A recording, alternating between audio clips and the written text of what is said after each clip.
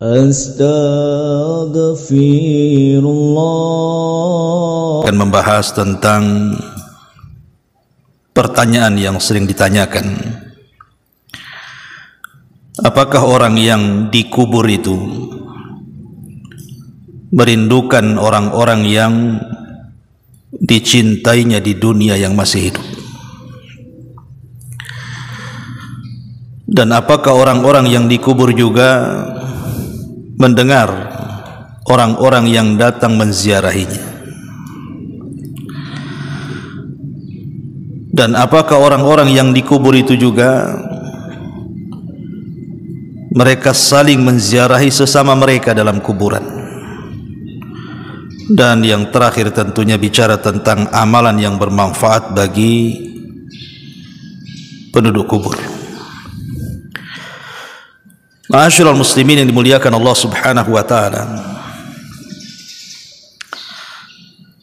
sebuah kepastian yang tidak mungkin terelakkan adalah kematian. Manusia bisa berangan-angan di dunia, tapi angan-angan manusia itu terkadang bisa tercapai, terkadang tidak. Tapi kalau kematian sebuah kepastian, kullu nafsin dha'iqatul maut, setiap jiwa itu pasti mati. Lalu apa yang bisa kita berikan kepada mereka, orang-orang yang sudah meninggal dunia, terutama orang-orang yang baru dikubur?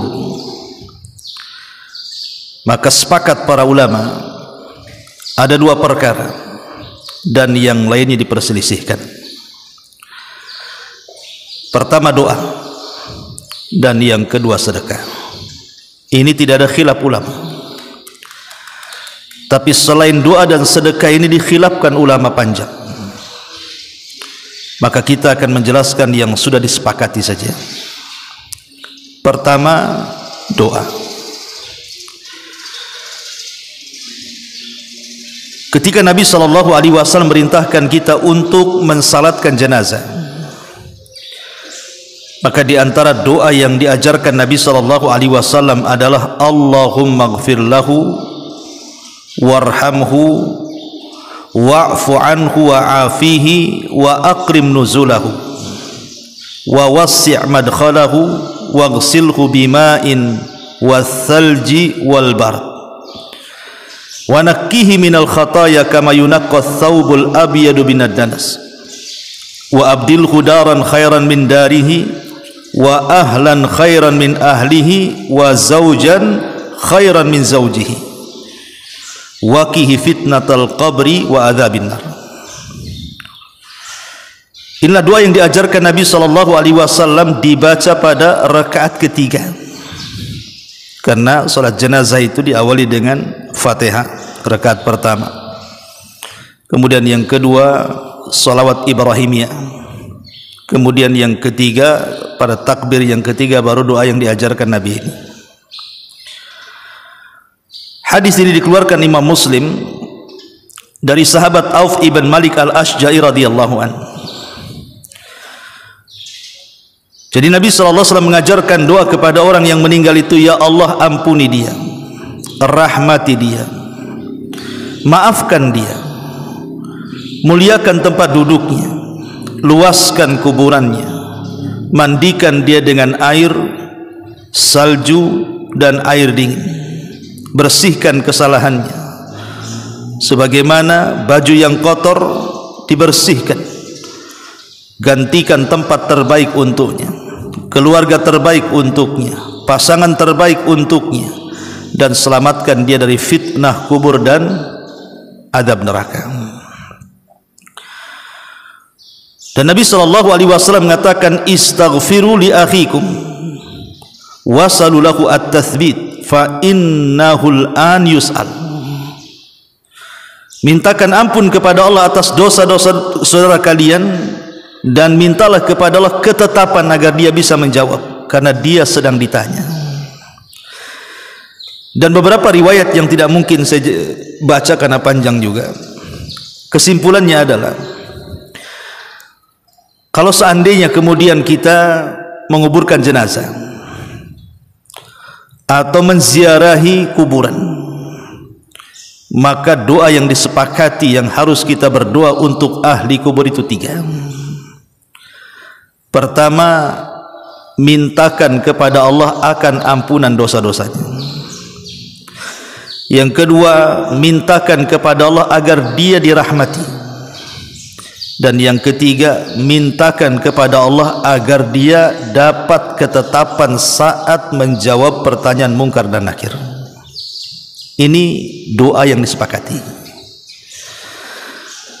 Jadi kalau antum mengantarkan jenazah atau berziarah kuburan, maka 3 perkara ini jangan sampai ditinggalkan.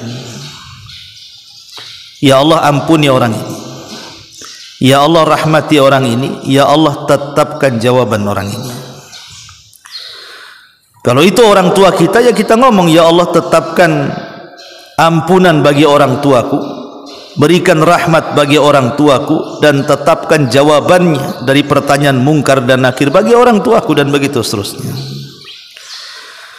Ma'asyiral muslimin yang dimuliakan Allah subhanahu wa ta'ala, ini yang pertama. Yang kedua, apakah orang-orang yang dikubur itu merindukan orang-orang yang dicintainya di dunia saat menziarahinya?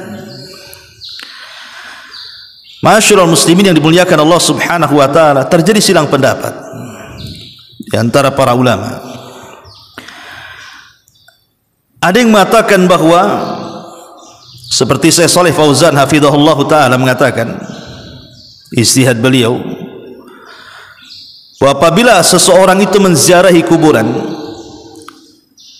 maka orang yang dikubur itu akan merasa bahagia, akan merasa senang, karena juga mereka menanti doa-doa orang yang hidup yang mengantarkan doa untuk diri mereka.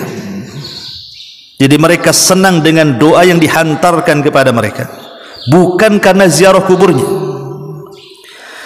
Karena ziarah kubur itu bermanfaat bukan untuk si mati, tapi ziarah kubur itu bermanfaat untuk kita yang hidup. Kata Nabi sallallahu alaihi wasallam, kuntu nahaitukum an ziyaratil kubur fazuruha fa innaha tudzakirukumul akhirah.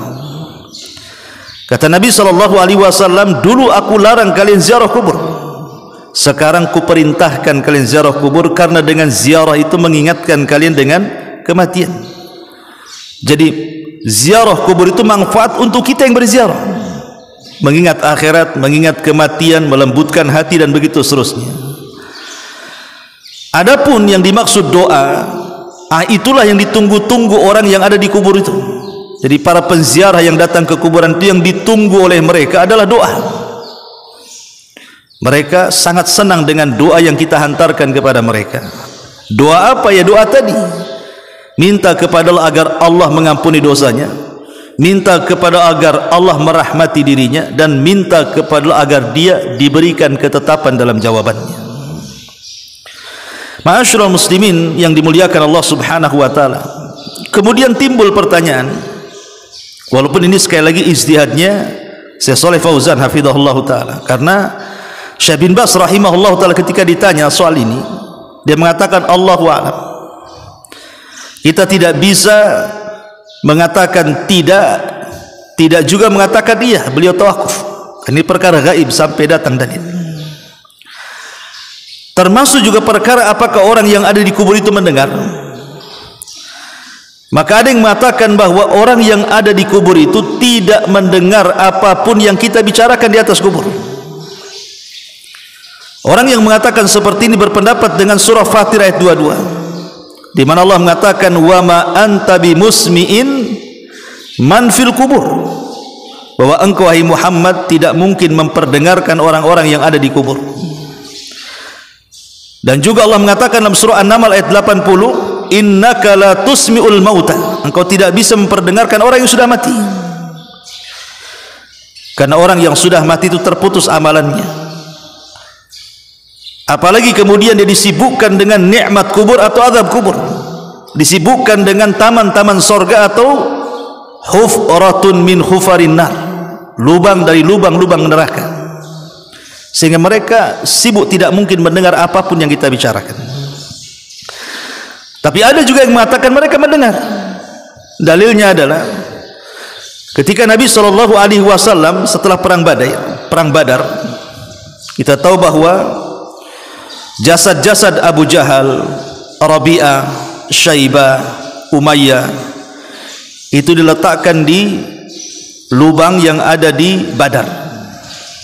Jadi jasad-jasad itu, bangkai-bangkai Abu Jahal itu. Maka Nabi SAW tiba-tiba mengajak bicara bangkai-bangkai itu dan mengatakan, kata Nabi SAW, fa inni wajadtu ma wa'adani rabbi haqqan. Sesungguhnya aku, kata Nabi, sudah mendapatkan apa yang Allah janjikan kepadaku. Fahal wajadtum ma wa'ada rabbukum haqqan. Apakah kalian juga sama? Maka ketika itu Umar bin Khattab radhiyallahu anhu mengatakan, ya Rasulullah, kenapa kau bicara dengan orang mati? Katanya, mereka sudah mati, kenapa kau bicara dengan mereka? Maka Nabi SAW mengatakan, ma antum bi asma'a lima aqulu minhum walakinnakum la yastati'una an yujibu. Kalian tidak lebih mendengar dari aku kepada mereka, tapi mereka tidak sanggup menjawab. Mereka dengar tapi tidak bisa menjawab, gitu maksudnya. Dari hadis ini sebagian mengatakan orang-orang yang dikubur itu mendengar karena Rasul bicara masalahnya, cuma mereka tak bisa jawab. Tetapi sebagian ulama membantah bahwa hadis ini bukan menunjukkan orang yang ada di kubur itu mendengar, karena hadis ini bicara khususiyah Nabi, kekhususan Nabi saja. Sebagaimana ketika Nabi SAW lewat di dua kuburan yang disiksa, kemudian Nabi SAW membelah pelepah kurma, kemudian menancap di salah satu dari keduanya. Selama masih kering, kata Rasul, maka ini bisa meringankan azabnya. Ini khususnya Nabi mendengar orang yang diazab. Sama juga di sini. Adapun kemudian berdalil dengan bahwa orang-orang yang dikubur itu mendengar suara terompah, karena ada hadis yang mengatakan, Nabi SAW mengatakan, innal mayyit idza wudi'a fi qabrihi innahu la yasma'u hafqani alihim idan sarafu. Jadi si mayat itu apabila dikubur, maka mereka mendengar suara terompah orang yang mengantarnya. Sebagian mengatakan, lihat, mereka mendengar, karena Rasul mengatakan mendengar. Tapi sebagian para ulama mengatakan tidak, maksudnya di sini mendengar itu saat itu saja, saat dikubur saja mendengar. Apakah mendengar terus setiap ada orang yang ziarah kubur? Tidak, karena konteks hadis ini adalah saat penguburan. Jadi saat kemudian si mayat itu dikubur, kemudian para pelayat dan pengantar itu pulang, disitulah dia mendengar suara terompah sandal yang semakin jauh meninggalkannya. Karena tidak ada dalil yang mengatakan bahwa dia mendengar seterusnya. Ini juga bantahan bagi orang yang berpendapat bahwa si mayat itu mendengar. Kesimpulannya, wallahu a'lam, karena ini perkara gaib, kita tidak bisa menetapkan mendengar atau tidak mendengar. Tetapi secara dalil kita hanya bisa menetapkan perkara ini lewat dalil yang sahih. Seperti mamanya ketika si mayat dihantar ke kuburan, maka kemudian mereka akan berteriak-teriak dan mengatakan, kalau dia orang baik, qaddimuni qaddimuni, segerakan aku, segerakan aku. Tapi kalau dia tidak baik, orang jahat, maka dia mengatakan, ya wailaha ila aina tadhhabuna biha, hendak kau bawa kemana aku, katanya. Artinya dia kan merasakan tuh, tapi merasakannya saat itu saja, saat ketika diantar jenazahnya. Termasuk juga mendengar suara terompah. Adapun kemudian hadis yang mengatakan apakah kemudian orang yang datang berziarah kemudian mengucapkan salam, mereka mendengar dan menjawab salam, berdalil dengan hadis Nabi SAW, fa innaha turaddu alayya ruhi hatta arudda alaihi salam. Jadi apabila kita mengucapkan salawat kepada Rasul, maka Nabi SAW akan menjawab dalam kuburannya salam yang disampaikan malaikat kepadanya. Tapi ini juga, kalaupun sahih hadis ini, kata para ulama, ini khususiyah Nabi, bukan untuk yang lainnya. Tapi yang jelas bahwa karena ini perkara gaib, ada yang berpendapat mereka mendengar, ada yang berpendapat mereka tidak mendengar, maka kita katakan wallahu a'lam. Kita hanya menetapkan yang ditetapkan dalil, dan kita tidak menetapkan yang tidak ditetapkan dalil. Walaupun sekali lagi banyak ijtihad para ulama bahwa mereka mendengar, seperti Ibnu Taimiyah, kemudian juga muridnya Imam Abdul Qayyim rahimahullahu taala, mereka mengatakan mendengar. Ya. Ma'asyiral muslimin yang dimuliakan Allah Subhanahu wa taala. Taib. Pertanyaan berikutnya, apakah juga si mayat tersiksa hatinya karena niyahahnya orang-orang yang ada di atas kuburan? Umpamanya ada keluarga si mayat itu menampar-nampar pipi, merobek-robek pakaian, memotong-motong rambut, berguling-guling, berteriak-teriak ala jahiliyah. Ini kan niyahan namanya, seolah menolak takdir. Karena ada hadis Nabi SAW mengatakan, innal mayyit la yu'adzab bibukai ahli alaihi. Sesungguhnya si mayat itu akan terazab dengan tangisan orang yang hidup. Al-Imam Ibnu Utsaimin rahimahullahu taala, dia mengatakan bahwa hadis ini, apakah yang dimaksud diazab di sini? Apa maksudnya diazab? Sebagian para ulama mengatakan dia diazab karena sebelum matinya dia tidak berwasiat. Umpamanya kalau saya berwasiat kepada keluarga saya, nanti kalau saya mati jangan kalian tangisi ya. Kemudian saya mati, kemudian dia menangisi saya, maka kita tidak akan terpengaruh dengan tangisannya. Tapi kalau seandainya sebelum mati dia tidak berwasiat seperti itu, kemudian keluarga si mayat menangis sejadi-jadinya, itulah yang kemudian diazab. Ada sebagian ulama yang mengatakan seperti itu karena wasiat gitu ya, tidak diberitahu duluan kalau dia mati jangan lakukan seperti itu. Tapi kata Syekh Utsaimin rahimahullahu taala, itu hanya sekedar pendapat saja. Tapi zahir hadis ini bahwa si mayat itu diazab, tapi beliau mengatakan diazab bukan berarti diazab fisiknya, bukan. Karena tidak mungkin dosa orang lain dipikul orang lain, kan begitu. Tapi yang dimaksud diazab di sini bukan azab fisik, tapi diazab di sini maksudnya hatinya itu merasa tersiksa. Seperti umpamanya seseorang yang safar. Apa kata Nabi SAW? Safar itu qit'atun minal azab. Antum safar, kata Rasul, safar itu potongan dari azab. Apakah ketika antum safar antum diazab? Tidak kan? Cuman orang safar itu tidak enak. Orang safar itu walaupun tidak ngapa-ngapain, capek, lelah, letih, kan begitu ya. Maka yang dimaksud diazab di kuburannya karena niyah orang hidup itu bukan diazab fisik, tetapi hatinya merasa sedih. Itu yang disebutkan oleh beliau Al-Imam Ibnu Utsaimin rahimahullahu taala. Kemudian juga masalah yang lain, apakah orang-orang yang ada di kuburan itu mereka saling menziarahi satu dengan yang lainnya? Umpamanya orang tuanya meninggal duluan, kemudian anaknya menyusul. Apakah di kuburan kemudian anaknya bisa menziarahi orang tuanya atau sebaliknya? Di sini pun terjadi silang pendapat. Al-Imam Ibnu Qayyim rahimahullahu taala dalam kitabnya Ar-Ruh mengatakan ya, bahwa orang-orang yang ada di kuburan itu saling menziarahi selama mereka mukmin. Tapi kalau mereka kafir, maka tidak saling menziarahi. Kenapa? Karena orang kafir sudah sibuk dengan azab kubur. Tapi seorang mukmin diberikan nikmat.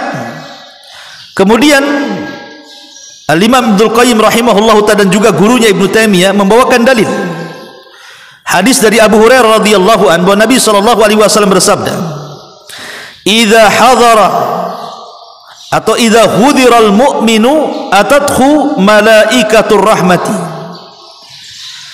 bi jarirati bayda fayaqulun ukhruji radiyatan mardiyah anki ila rauhillah wa raihani wa rabbun ghairi ghadban fatakhruju ka'at ya birihil miski hatta annahu la yunawiluhu ba'duhum ba'dah hatta ya'tuna bihi babas sama' fayaquluna ma atyaba hadhihi ar-rih allati ja'atkum minal ardi fayatuna bihi arwahul mu'minin falahum ashaddu farahan bihi min ahadikum bighaibihi yaqdamu alaihi. Ketika seorang mukmin mendekati ajalnya, para malaikat rahmat datang menemuinya dengan membawa kain sutra berwarna putih. Mereka berkata, keluarlah engkau sebagai ruh yang diridhoi dan menuju kepada rahmat Allah dengan bau yang harum dan tidak dimurkai Allah. Lalu ruh tersebut keluar dan mengeluarkan bau misik yang paling harum, sampai-sampai para malaikat berebut satu dengan yang lainnya untuk mendapatkannya. Kemudian mereka pun membawanya sampai ke pintu langit pertama. Lalu penduduk langit pun berkata, betapa harumnya ruh yang kalian bawa ini dari bumi. Lalu para malaikat pun mendatangi ruh kaum mukminin yang lain. Ruh kaum mukminin bergembira dengan kedatangan ruh tersebut dengan kegembiraan yang melebihi kegembiraan ketika bertemu orang yang lama tidak berjumpa. Syahidnya yang terakhir ini. Kata Imam Ibnul Qayyim, lihat, orang-orang yang beriman mereka bergembira dengan kedatangan tamu yang baru. Bahkan juga dinukilkan oleh Imam As-Suyuti rahimahullahu ta'ala perkataan ulama-ulama salaf seperti Sa'id ibn Zubair, dia mengatakan, idza matal mayyit istaqbalahu waladuhu kama yastaqbil al-ghaib. Apabila orang itu meninggal dan anaknya juga sudah meninggal, maka anak dan bapa akan berjumpa dan sangat merindukan seperti orang yang tidak pernah berjumpa kemudian berjumpa. Dan juga perkataan yang sama juga disebutkan oleh Thabit Al-Bunani dan juga Sufyan Al-Thawri rahimahullahu ta'ala. Intinya mereka saling menziarahi satu dengan yang lainnya. Ini satu pendapat dari Syekhul Islam Ibn Taimiyah, kemudian juga muridnya Imam Ibnul Qayyim, dikuatkan oleh Imam Suyuti dan ulama-ulama yang lainnya. Tapi sebagian ulama mengatakan tidak, karena riwayat tentang ziarah menziarah itu tidak ada yang kuat, tidak ada yang kuat katanya. Seperti Syekh Sulaiman Ar-Rahayli hafizahullah ta'ala mengatakan tidak ada. Kemudian juga Utsman Al-Khamis hafizahullah ta'ala juga mengatakan hadisnya lemah, karena mereka disibukkan dengan perkara-perkara yang sudah jelas. Kalau dia orang yang beriman berarti sibuk dengan nikmat kubur. Kalau dia orang kafir maka sibuk dengan azab kubur. Tidak mungkin mereka saling menziarahi. Tapi sekali lagi ini perkara ijtihad ulama. Kita tidak bisa menetapkan ziarah ataupun tidak ziarah, karena ini perkara gaib masalahnya, kawan. Ya, perkara gaib ini harus berdasarkan dalil yang jelas. Karena juga para ulama ada yang mengatakan berziarah, ada yang mengatakan tidak berziarah. Dan mereka ulama-ulama besar seperti Syekhul Islam Ibn Taimiyah, Imam Ibnul Qayyim rahimahullahu taala, Imam Suyuti dan begitu seterusnya. Intinya bahwa wallahu a'lam, ini perkara gaib.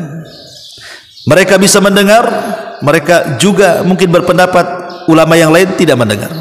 Mereka bisa berziarah dengan satu dengan yang lainnya khusus bagi orang-orang yang beriman, ataupun sebagian mengatakan tidak ada ziarah di situ. Wallahu a'lam tawaquf. Ya, tapi yang jelas bahwa kita beriman kepada Allah Subhanahu wa taala bahwa ada alam yang disebut dengan barzakh. Alam kubur yang memisahkan antara alam dunia dengan alam kuburan. Tapi yang sangat ditekankan adalah bukan permasalahan ini, tapi apa amalan-amalan yang bisa kita berikan kepada mereka. Ma'asyiral muslimin yang dimuliakan Allah Azza wa Jalla, ada 4 perkara yang sangat bermanfaat bagi si mayat. Pertama, berdoalah kepada Allah Subhanahu wa taala dengan doa istighfar, karena istighfar ini manfaat bagi si mayat. Disebutkan dalam sebuah hadis, innar rajula la turfa darajatuhu fil jannah. Ada seorang yang diangkat derajatnya di surga tinggi-tinggi, padahal amalnya sedikit, tapi bisa diangkat derajatnya tinggi-tinggi. Kemudian dikatakan, ya Rabb, aku tidak banyak beramal, kenapa kau tempatkan aku di tempat yang paling tinggi? Maka Nabi SAW terus menjelaskan dalam hadis ini, fayuqalu bistighfari waladika laka. Itu karena istighfar anakmu kepadamu. Lihat, Bagaimana dengan istighfar anak itu bisa mengangkat derajat kita di sisi Allah Subhanahu wa taala. Maka perbanyaklah istighfar. Kemudian yang kedua, as-sadaqatu, sedekah. Berdasarkan hadis Aisyah radhiyallahu anha, seorang laki-laki datang kepada Nabi sallallahu alaihi wasallam dan mengatakan, "Inna ummi uftutilat nafsuha." Sesungguhnya ibuku meninggal mendadak, katanya. Wa adhunnuha law takallamat tasaddaqat. Dan kalau dia ada kesempatan bicara, tentu dia akan bersedekah, tapi keburu meninggal mendadak. Fahal laha ajrun in tasaddaqtu anha? Apakah aku dapat pahala kalau aku bersedekah untuk ibuku? Maka Rasul mengatakan, "Na'am." Iya, hadis ini dikeluarkan Imam Bukhari. Jadi kalau kita ingin atau sayang dengan keluarga kita yang sudah meninggal dan ingin menyelamatkan mereka, maka rajin-rajinlah bersedekah. Niatkan pahalanya untuk orang-orang yang sudah meninggal. Ini yang kedua. Yang ketiga, menghajikan dan mengumrohkan. Menghajikan dan mengumrohkan setelah orang yang menghajikan dan mengumrohkan haji dan umroh, baru menghajikan dan mengumrohkan orang lain. Walaupun ini terjadi silang pendapat, ya, ada yang mengatakan tidak sampai, ada yang mengatakan sampai. Tetapi karena ada riwayat yang mengatakan tentang masalah ini, seperti hadis Abdullah ibn Buraidah dari bapaknya radhiyallahu an, dia mengatakan, "Bainama ana jalisun inda Rasulillah sallallahu alaihi wasallam," ketika aku duduk di samping Nabi sallallahu alaihi wasallam, "id atatku imra'atun," tiba-tiba datang seorang wanita. Faqalat, dan dia mengatakan, "Inni tasaddaqtu ala ummi," saya ingin sedekah untuk ibuku. Maka kemudian Nabi sallallahu alaihi wasallam mengatakan, "Wajaba ajruki wa raddah alaikil mirath." Kemudian dia mengatakan, maka pahalamu akan sampai. Pahalamu akan sampai kepada ibumu. Kemudian dia mengatakan, "Ya Rasulullah, innahu kana 'alaiha saumu syahrin." Dia punya hutang puasa 1 bulan tuh. "Afa asumu anha?" Apakah harus aku berpuasa untuk ibuku? Kata Rasul, "Sumi anha," puasa untuknya, karena itu hutang. Ya. Kemudian dia mengatakan, "Innaha lam tahuj," dia belum haji ya Rasulullah. Apa hujju anha, apakah aku boleh menghajikan? Maka Rasul mengatakan, "Hujji anha," hajikan untuk dia. Hadis ini keluarkan Imam Muslim. Artinya kalau seandainya kita menghajikan atau mengumrohkan setelah kita haji dan umroh, itu akan sampai pahalanya untuk orang tua kita. Ini yang ketiga. Yang keempat adalah qadha'u nadrihi. Kalau memang orang tua kita punya wasiat, punya nazar, punya keinginan, maka sampaikanlah wasiat itu, laksanakan wasiat itu, karena wasiat itu akan sampai kepadanya. Fa innallaha ahaqqu bil wafa. Allah lebih berhak untuk dibayar wasiat dan hutang-hutang orang tua. Dan banyak pembahasan ini ma'asyiral muslimin yang dimuliakan Allah Subhanahu wa taala, tapi yang jelas bahwa inilah amalan-amalan yang sangat bermanfaat untuk orang yang sudah meninggal. Mudah-mudahan manfaatnya.